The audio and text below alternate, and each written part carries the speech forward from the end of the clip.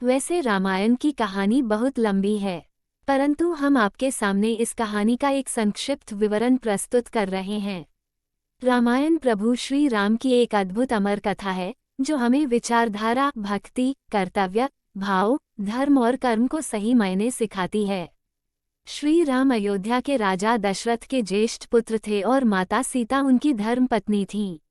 राम बहुत ही साहसी, बुद्धिमान और आज्ञाकारी थे, और माता सीता बहुत ही सुंदर, उदार और पुण्यात्मा थी।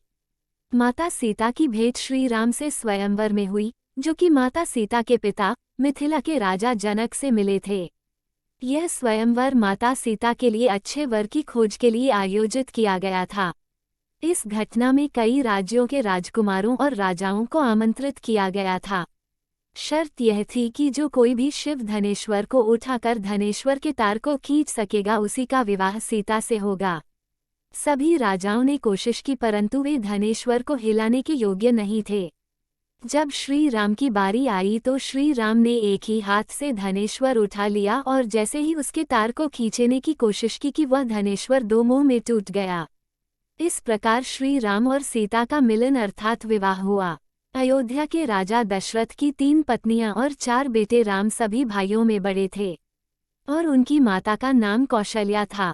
भरत राजा दशरथ के दूसरे और प्रिय पत्नी कैकेयी के पुत्र थे। दूसरे 2 भाई लक्ष्मण और शत्रुघ्न, इनकी माता का नाम था सुमित्रा। भगवान राम को भगवान विष्णु का अवतार माना जाता है। अयोध्या के राजा दशरथ की 3 रानियां थीं। किसी रानी से सैनिटरी की प्राप्ति नहीं हुई, प्रावधान बताया गया है। तत्पश्चात राजा दशरथ ने पुत्र पाने के लिए अपने कुलगुरु महर्षि वशिष्ठ से इच्छा निर्धारित की। महर्षि वशिष्ठ ने विचार कर ऋषि श्रृंगी को आमंत्रित किया।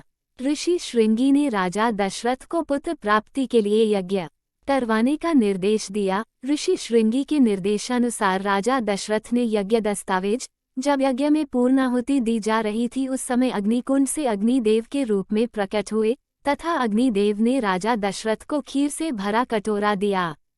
तत्पश्चात ऋषि श्रृंगी ने बताया, हे राजन, अग्निदेव द्वारा प्रदान की गई खीर को अपनी सभी रानियों को प्रसाद के रूप में भेज दो।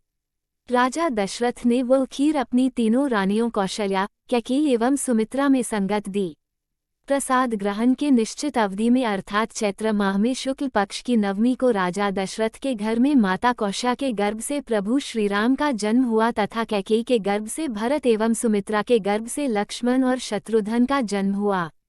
राजा दशरथ के घर में चारों राजकुमार एक साथ एक जैसे माहौल में पालन पोषण करने लगे। राम जन्म की खुशी में उसी समय से राम भक्त रामनवमी पर्व मनाया जाने लगा। इसलिए आज भी रामनवमी का त्योहार मनाते हैं। मित्रों, कहानी अच्छी लगी हो तो लाइक और सब्सक्राइब करना ना भूलें। धन्यवाद।